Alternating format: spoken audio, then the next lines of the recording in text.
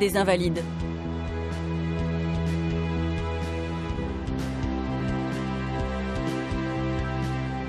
Un domaine de 12 hectares au cœur du 7e arrondissement.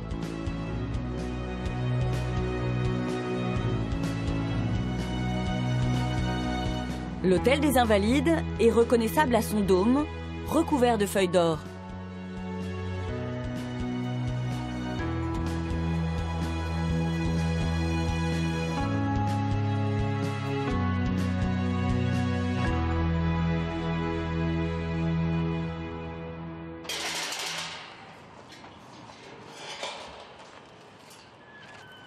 Aujourd'hui, un événement se prépare dans l'enceinte du monument. Sous la direction de Bruno Le Ray, le gouverneur de Paris. Nous nous trouvons ici donc, dans la cour d'honneur qui est le cœur des Invalides, le lieu où se déroulent toutes les grandes cérémonies et les grands spectacles que nous avons l'occasion d'accueillir ici aux Invalides, comme ce soir par exemple. Et donc c'est autour de cette cour que vivaient, se restauraient et habitaient les Invalides qui ont été accueillis donc, dans ce lieu à partir de 1674. Et ils vivaient à l'étage dans des chambrées dont on a encore aujourd'hui la trace au travers des portes qui permettaient d'accéder aux chambres de ces Invalides. C'était la volonté de Louis XIV de créer un lieu d'accueil pour les Invalides dont il trouvait indigne qu'ils errent dans les rues de Paris. Et donc Louis XIV a souhaité que leur soit créé un lieu dédié pour qu'ils puissent se soigner, voire terminer leur vie dans des conditions dignes. Et donc effectivement, ce bâtiment, sa première pierre a été posée en 1676. Il a été bâti sur ce qu'on appelait à l'époque la plaine de Grenelle, qui était donc totalement une forêt peuplée en particulier de châtaigniers, dont une grande partie d'ailleurs a servi à fabriquer les charpentes de ce lieu. L'hôtel est toujours un bâtiment militaire. C'est dans cet imposant monument que réside à l'année Bruno Le Ray.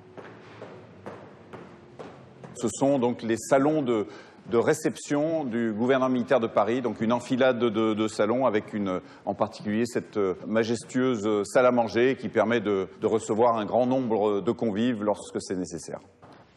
Au fond, un décor insolite.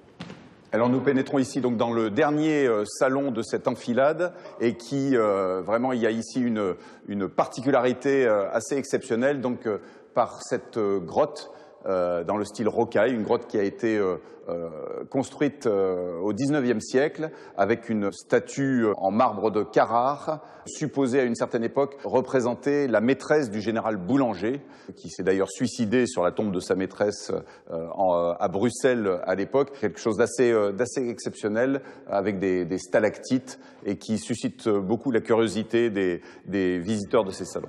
À l'étage, le poste de commandement. Donc ici, nous sommes dans l'antichambre du bureau du gouvernement militaire de Paris, avec son secrétariat, son chef de cabinet, son aide de camp, qui veille sur la tranquillité du gouvernement militaire. Et nous sommes ici donc dans mes bureaux qui donnent sur l'esplanade des Invalides.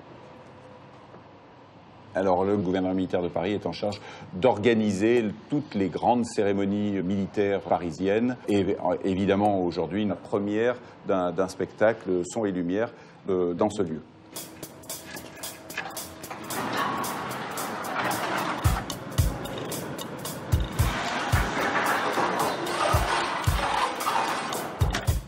Il est presque 20 h. Les préparatifs s'accélèrent. 3000 personnes sont attendues. Les murs de la cour d'honneur vont se transformer à la tombée du jour.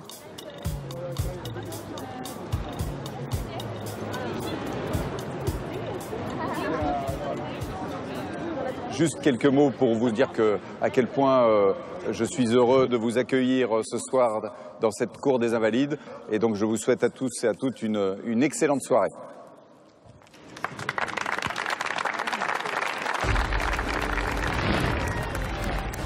Au cœur de l'hôtel des Invalides, le public assiste à un son et lumière projetés sur 4000 m² de façade en pierre.